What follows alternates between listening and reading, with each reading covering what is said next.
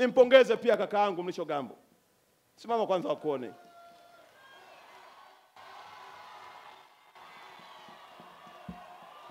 Arusha oye! Nampongeza kwa sababu moja kubwa. Katu.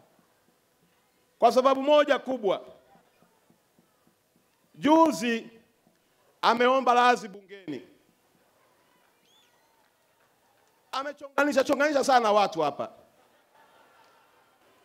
Mheshimiwa DC, nakupongeza sana kwa kazi kubwa na kazi nzuri unaifanya. Mheshimiwa DC, wewe ni mtu mwenye busara, ni mtu mwenye hekima na ni mtu ambaye panapokuwa na changamoto yoyote tukishirikishana umekuwa ni msikivu na umekuwa unatoa msaada mkubwa. Mheshimiwa DC, Mwenyezi Mungu akupe maisha marefu kwa kazi kubwa unaifanya, kwa sababu unaonekana kabisa umekuja kuifanya kazi ambayo Daktari Samia Suluhu Hassan amekutuma katika eneo hili.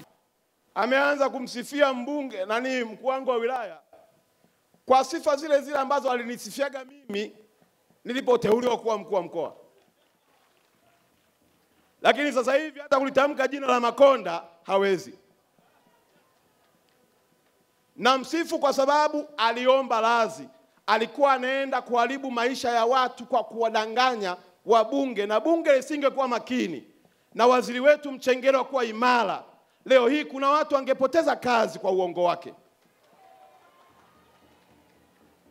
Sasa ombi langu kwake moja, awaombe radhi watu wote aliowaumiza kwa kuwafitini, kwa kuwachonganisha na kuharibu maisha yao.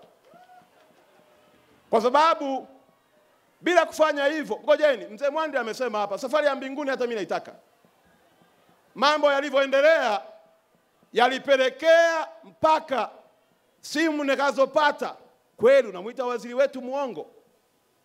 Hii stendi inayokwenda kujengwa hii, nimemwomba waziri Mchengerwa, design iliyokuwepo ilikuwa ni design ndogo, haikizi standard ya Arusha.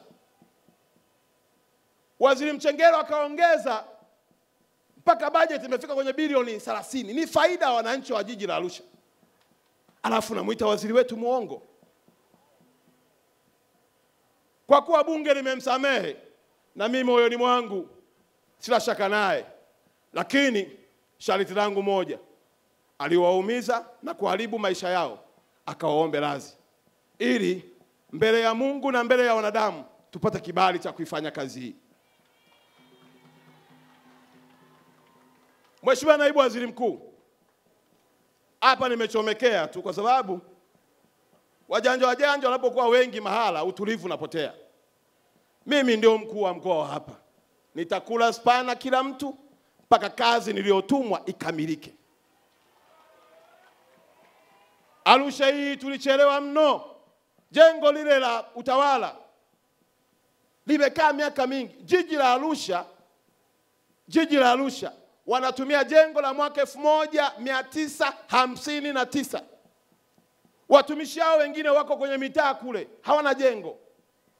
Na lengo lilikuwa hata hiki tulichokianza kukijenga alitafuta namna na kenyewe kipigwa marufuku kisimame.